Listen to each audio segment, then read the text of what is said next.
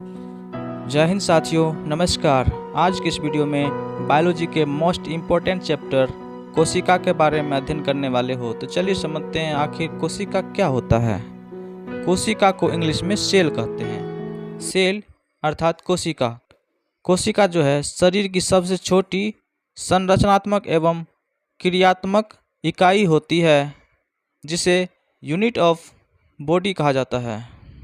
कोशिका की खोज रॉबर्ट हुक नामक वैज्ञानिक ने 1665 ईस्वी में किया था। कोशिका के अध्ययन को साइटोलॉजी कहा जाता है। इसका बायोलॉजिकल नाम है साइटो। कोशिका का सिद्धांत का प्रतिपादन सबसे पहले स्लाइडेन एवं स्वान वैज्ञानिक ने किया था, और सबसे पहले जीवित कोशिका का खोज एंडोनी वान लोवेनहोक ने किया था। कोशिका से बनता है ऊतक, ऊतक से बनता है अंग, अंग से बनता है शरीर। ये जो है कोशिका जो है शरीर की सबसे छोटी संरचनात्मक एवं क्रियात्मक इकाई है। मानव में सबसे छोटी कोशिका मेल की स्पर्म होती है शुक्राणु में, जबकि मानव में सबसे बड़ी कोशिका फीमेल की होती है अंडाणु। मानव में सबसे लंबी कोशिका होती है न्यूरॉन की, जो कि ब्रेन में पाया जाता है, और न्यूरॉन की कोशिका विभाजन नहीं होता है। दुनिया में सबसे छोटी कोशिका है माइकोप्लाज्मा की, और सबसे बड़ी कोशिका है शुतुरमुर्ग का अंडा का। शुतुरमुर्ग का जो अंडा होता है सबसे बड़ी कोशिका है वर्ल्ड में। अब यह जानते हैं सेल कितने प्रकार के होते हैं। सेल जो है दो प्रकार के होते हैं। कौन कौन? एक होता है प्रोकैरियोटिक, दूसरा होता है यूकैरियोटिक। प्रोकैरियोटिक और यूकैरियोटिक, अब इस दोनों में अंतर समझते हैं। प्रोकैरियोटिक कोशिका होता है, यह सबसे छोटी कोशिका होती है। यह बहुत छोटी कोशिका होती है, इसको नंगे आँखों से नहीं देख सकते हैं। यूकैरियोटिक कोशिका यह बड़ी कोशिका होती है, इसको नंगी आँखों से भी देख सकते हैं। इसको देखने के लिए माइक्रोस्कोप का सहायता लेना पड़ेगा प्रोकैरियोटिक कोशिका को। प्रोकैरियोटिक कोशिका इसे प्रारंभिक कोशिका कहते हैं, और यूकैरियोटिक कोशिका, इस कोशिका में दोहरी झिल्ली होती है, जबकि प्रोकैरियोटिक में जो है पतली झिल्ली होती है, बहुत ही पतली होती है। इसमें केवल 3-4 मुख्य अंग पाया जाता है प्रोकैरियोटिक में। कोशिका भित्ति पादप में पाया जाता है, लेकिन जंतु में नहीं होता है। प्रोकैरियोटिक का उदाहरण है नील हरित शैवाल, जीवाणु। ये जो है प्रोकैरियोटिक में होता है, नील हरित शैवाल, जीवाणु। जबकि यूकैरियोटिक में आता है प्लांट, यानी कि पादप एवं जंतु।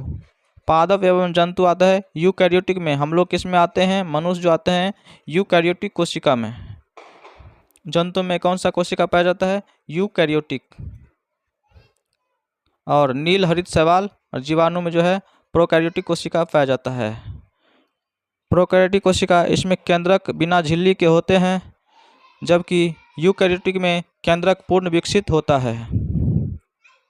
इसका कोशिका भित्ति पतली होती है, और इसका कोशिका भित्ति जो दोहरी झिल्ली का होता है। कोशिका में दोहरी झिल्ली होता है। केंद्रक अविकसित होता है। प्रोकैरियोटिक में जो है केंद्रक अविकसित होता है, जबकि यूकैरियोटिक में केंद्रक पूर्ण विकसित होता है, पूर्ण रूप से विकसित होता है। इसमें केंद्रक नहीं के बराबर होता है। इसमें 70S प्रकार के राइबोसोम पाया जाता है, जबकि इसमें 80S प्रकार के राइबोसोम पाया जाता है। इसका उदाहरण है पादप एवं जंतु, और इसका उदाहरण है नील हरित शैवाल, जीवाणु। प्रोकैरियोटिक कोशिका में कोशिकांग, गोल्जिकाए, माइटोकॉन्ड्रिया, लवक, अंतःप्रद्रव्य जालिका, लाइसोसोम अनुपस्थित होता है, यानी कि यह सब पाया ही नहीं जाता है। जबकि यूकैरियोटिक कोशिका में सभी उपस्थित होता है। ये सारे चीज़ जो है उपस्थित होता है। लवक केवल पादप में होता है, क्योंकि यूकैरियोटिक कोशिका जो है, यूकैरियोटिक कोशिकाएं में जीव जंतु तथा पादप दोनों आता है। तो जीव जंतु में लवक नहीं होता है, जबकि पादप में जो है लवक पाया जाता है। इसमें हिस्टोन प्रोटीन अनुपस्थित होता है। प्रोकैरियोटिक कोशिका में हिस्टोन प्रोटीन अनुपस्थित होता है, यानी कि उपस्थित नहीं होता है, जबकि यूकैरियोटिक में हिस्टोन प्रोटीन उपस्थित होता है।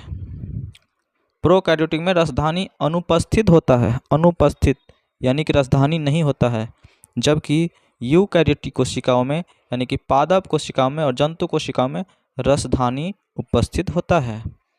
जंतु में रसधानी नहीं होता है, बल्कि रसधानी केवल जो है पादप में ही होता है।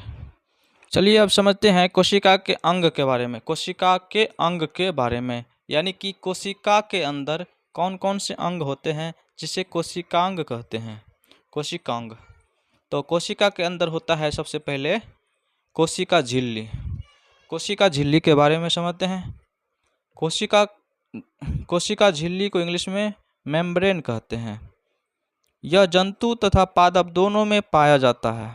कोशिका झिल्ली जो है जंतु कोशिका तथा प्लांट कोशिका, पादप कोशिका दोनों में पाया जाता है। कोशिका के सभी अंग कोशिका झिल्ली के अंदर ही पाया जाता है।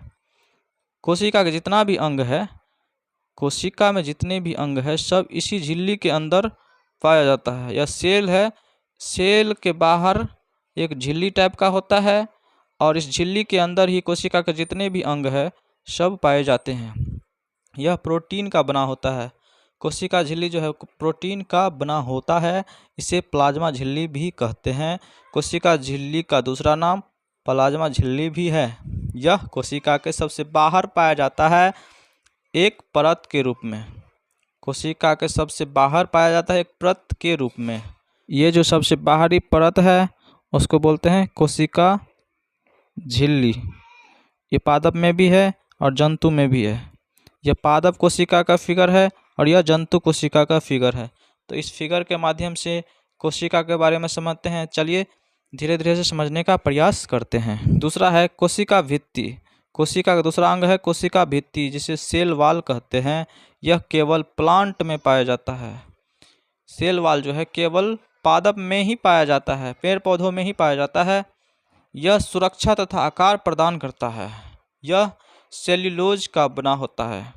कोशिका झिल्ली था प्रोटीन का बना हुआ और कोशिका भित्ति जो है सेल्यूलोज का बना होता है। जो इस प्रकार का डिजाइन होता है चारों साइड। सेल के बाहर जो है यह दोहरी झिल्ली का निर्माण करता है, जिसे कोशिका भित्ति कहते हैं। यह सेल्यूलोज का बना होता है। इस फिगर में समझते हैं। देखिए यह पादप कोशिका का फिगर है।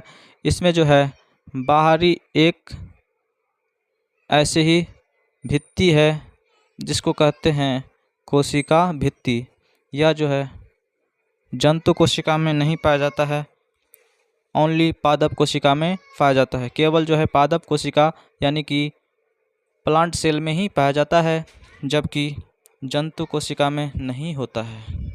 जंतु कोशिका में केवल कोशिका झिल्ली ही होता है, कोशिका भित्ति नहीं होता है। ठीक है, इतना समझ गए। नेक्स्ट कोशिका के अंग है माइटोकॉन्ड्रिया। माइटोकॉन्ड्रिया का खोज अल्टमैन ने किया था। माइटोकॉन्ड्रिया का कार्य है सेल में जो है ऊर्जा बनाना। इसे कोशिका का पावर हाउस भी कहते हैं। श्वसन के दौरान ऑक्सीजन लेकर क्रेब्स चक्र चलाता है और एटीपी तथा ग्लूकोज का निर्माण करता है। ठीक है, इसका बहुत बड़ा काम, माइटोकॉन्ड्रिया का बहुत बड़ा कार्य है। यह ऊर्जा बनाता है, पावर हाउस कहा जाता है इसे। श्वसन के दौरान जो है ऑक्सीजन लेकर क्रेब्स चक्र चलाता है और एटीपी तथा ग्लूकोज का निर्माण करता है। इस फिगर में देखिए माइटोकॉन्ड्रिया कहाँ पे है। यह देखिए माइटोकॉन्ड्रिया है। ये जो है सेल में जो है ऊर्जा बनाने का कार्य करता है। इसे कोशिका के पावर हाउस भी कहते हैं। ठीक है, इतना समझ गए। ये जो है माइटोकॉन्ड्रिया है। नेक्स्ट है रसधानी। रसधानी का क्या कार्य है? यह जल संग्रह करता है। कोशिका के अंदर जो रसधानी होता है यह जल संग्रह करता है। शरीर में जो है 65% जल जो होता है जो रसधानी में ही स्टोर रहता है। इसी रसधानी में जो है जल स्टोर रहता है। नेक्स्ट पॉइंट है गोल्जी बॉडी। गोल्जी बॉडी है, इसका खोज जो है कैमिलो गोल्जी ने किया था। इसका कार्य है ऊर्जा का परिवहन करना। ऊर्जा का परिवहन का कार्य करता है। गोल्जी बॉडी जो है ऊर्जा का परिवहन का कार्य करता है। यदि कहीं भी शरीर में, बॉडी में कहीं भी ऊर्जा ख़त्म हो जाता है तो यह जो है गोल्जी बॉडी, इसका कार्य है कि ऊर्जा का परिवहन करना। यदि मेरा पैर थक जाता है तो फिर शरीर के दूसरे अंग से जो है, दूसरे पार्ट से जो है ऊर्जा ले जाकर पैर के पास छोड़ देता है। ये गोल्जी बॉडी का कार्य है। इस फिगर में समझते हैं गोल्जी बॉडी कहाँ पे। यह है जंतु कोशिका और यह है पादप कोशिका। अब इसमें देखिए गोल्जी काय कहाँ पे है। यह जो है गोल्जी काय या गोल्जी बॉडी के नाम से जानते हैं। यह जो है देखिए इस प्रकार है। यह सेल में जो है इस प्रकार से रहता है। इसका कार्य है ऊर्जा का परिवहन करना। जितना भी ऊर्जा है शरीर में उसका परिवहन करना, इधर से उधर, इधर से उधर करना गोल्जी काय का काम होता है। शरीर के अंदर गोल्जी काय, सेल के अंदर जो गोल्जी काय है उसका कार्य है कि ऊर्जा का परिवहन करना। नेक्स्ट पॉइंट है तारकाय। तारकाय को इंग्लिश में सेंट्रोसोम कहते हैं। इसका खोज बोबड़ी नामक वैज्ञानिक ने किया था। इसका काम होता है कोशिका को विभाजन करना, अर्थात एक कोशिका से कई कोशिकाओं में विभाजित होना। एक कोशिका से कई कोशिका में विभाजित होना तारकाय का काम होता है। सबसे ज़्यादा लीवर में होता है और सबसे कम होता है ब्रेन में, न्यूरॉन में। इसीलिए जो है लीवर कभी भी क्षतिग्रस्त हो जाता है तो तुरंत कोशिका विभाजित हो जाता है और फिर लीवर का निर्माण हो जाता है दोबारा से। जबकि ब्रेन में जो न्यूरॉन है वहाँ पर यदि कोशिका यदि डैमेज हो जाता है तो वहाँ पर कोशिका विभाजन नहीं होता है तो इंसान की मौत हो जाती है। नेक्स्ट कोशिका का अंग है अंतःप्रदव जालिका। अंतःप्रदव जालिका तो आंतरिक सहायता प्रदान करता है या आंतरिक कंकाल के रूप में कार्य करता है, जिसे इंग्लिश में कहते हैं इंडोप्लाज्मिक रेटिकुलम। अंतःप्रदव जालिका का दो भाग होता है। इस फिगर के माध्यम से समझते हैं। इस फिगर में देखिए एक साइड पूरा चिकनाहट सतह है और एक साइड जो है खुरदुरा सतह है। एक साइड जो है रफ है और एक साइड स्मूथ है। तो इसमें जो है राइबोसोम होता है। खुरदुरा वाले में राइबोसोम होता है जो प्रोटीन का निर्माण करता है, जबकि स्मूथ वाले जो है चिकना वाले वो वसा का निर्माण करता है। स्मूथ ईआर वाला वसा का निर्माण करता है। ईआर मतलब होता है एंडोप्लाज्मिक रेटिकुलम और रफ ईआर मतलब endoplasmic reticulum. Rough ER protein का निर्माण करता है। रफ वाला जो है प्रोटीन का निर्माण करता है, जबकि चिकना सतह वाला वसा का निर्माण करता है। नेक्स्ट कोशिका का अंग है राइबोसोम। राइबोसोम जो है प्रोटीन का निर्माण, अर्थात प्रोटीन का फैक्ट्री कहा जाता है। ये राइबोसोम जो है प्रोटीन का निर्माण करता है। इसका खोज प्लांडे ने किया था। प्लांडे, राइबोसोम का खोज प्लांडे ने किया था। नेक्स्ट है कोशिका का इंपॉर्टेंट अंग केंद्रक, जिसे इंग्लिश में न्यूक्लियस कहते हैं। केंद्रक यानी न्यूक्लियस। न्यूक्लियस का खोज रॉबर्ट ब्राउन नामक वैज्ञानिक ने किया था, जिसे ब्रेन ऑफ सेल कहते हैं। सेल का जो है ब्रेन कहा जाता है। इसमें जो है प्रोटीन होता है 80%, डीएनए होता है 10% और अन्य तत्व होता है 10%। क्रोमोसोम तथा डीएनए तथा आरएनए जीन सभी जो है केंद्रक में ही पाया जाता है। समझ गए? केंद्रक को जो है ब्रेन ऑफ सेल कहते हैं। इसमें क्रोमोसोम, डीएनए, आरएनए, जीन पाया जाता है। प्रोटीन 80% होता है, डीएनए 10% होता है, अन्य तत्व होता है 10%। नेक्स्ट है लाइसोसोम। नेक्स्ट कोशिका का अंग है लाइसोसोम। लाइसोसोम का खोज डी डुवे ने किया था। यह जल अपघटन एंजाइम छोड़ता है। लाइसोसोम जो है जल अपघटन एंजाइम छोड़ता है। कोशिकीय पाचन का कार्य करता है। कोशिकीय पाचन का कार्य करता है। कोशिका में यदि कुछ क्षतिग्रस्त हो जाता है तो उसको मारने का कार्य करता है। कौन? लाइसोसोम। इसे आत्महत्या की थैली कहा जाता है तथा इसे आइटम बम के नाम से भी जाना जाता है। आरबीसी में लाइसोसोम नहीं होता है। आरबीसी जो होता है रेड ब्लड कर्पुसल्स, उसमें लाइसोसोम नहीं होता है। नेक्स्ट कोशिका का अंग है जीव द्रव। जीव द्रव जिसको इंग्लिश में कहते हैं प्रोटोप्लाज्मा। प्रोटोप्लाज्मा यह जो है कलरलेस होता है। इसमें 80% जल भरा होता है। जीव द्रव में दो चीज़ होती है, एक कोशिका द्रव, एक केंद्रिका द्रव, एक साइटोप्लाज्मा, एक न्यूक्लियोप्लाज्मा। जीव द्रव में दो चीज़ें होती है, एक कोशिका द्रव, एक केंद्रिका द्रव। कोशिका द्रव को साइटोप्लाज्मा कहते हैं, केंद्रिका द्रव को न्यूक्लियोप्लाज्मा कहते हैं। ये जो है इस प्रकार से इसमें द्रव भरा है, इसको बोलते हैं कोशिका द्रव, और ये न्यूक्लियस के बीच में जो द्रव भरा है उसको बोलते हैं केंद्रिका द्रव। जीवन की भौतिक इकाई है। यदि जीव द्रव के अंदर 1% जल भी कम हो जाता है तो प्यास लग जाती है, और यदि 10% जल कम हो जाएगी तो इंसान की मौत हो जाएगी। इसीलिए जो है इसे जीवन की भौतिक इकाई कहते हैं। अब यह समझते हैं जंतु तथा पादप कोशिका में अंतर। जंतु तथा पादप कोशिकाओं में अंतर। जंतु या मानव, इसमें जो है दो आते हैं, जीव जंतु आते हैं और मानव आते हैं। जीव जंतु के अंदर ही मानव आते हैं। यह मानव सेल हो गया ये वाला, और ये वाला बड़ी वाली हो गया क्या, पादप सेल, प्लांट सेल। देखिए जंतु सेल जो है छोटा सा होता है, स्मॉल, आकार होता है इसका गोलाकार। इसमें वैक्यूम्स छोटा होता है। इसमें सीलिया, फ्लैजिला, लाइसोसोम होता है। जबकि पादप कोशिका लार्ज होता है, चौकोर साइज का होता है, वैक्यूम्स बड़ा होता है, कोशिका भित्ति होता है, इसमें क्लोरोप्लास्ट होता है। इसमें कोशिका भित्ति नहीं होता है जंतु कोशिका में, इसमें कोशिका भित्ति होता है। इसमें जो है लाइसोसोम होता है जंतु कोशिका में, जबकि पादप कोशिका में लाइसोसोम नहीं होता है।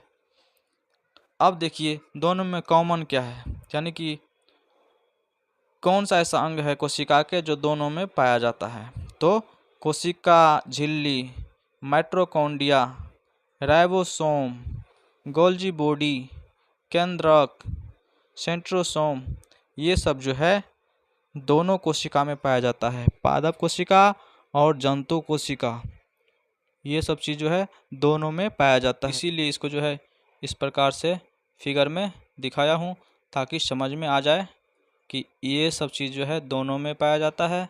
ये इसमें पाया जाता है जंतु में, और ये होता है पादप में, और दोनों कोशिका में जो पाया जाता है वो बीच में है। ठीक है, तो इस फिगर के माध्यम से आप समझ लीजिए कि क्या दोनों में पाया जाता है, क्या जंतु कोशिका में पाया जाता है, और क्या पादप कोशिका में पाया जाता है। इस फिगर के माध्यम से भी समझ लीजिए।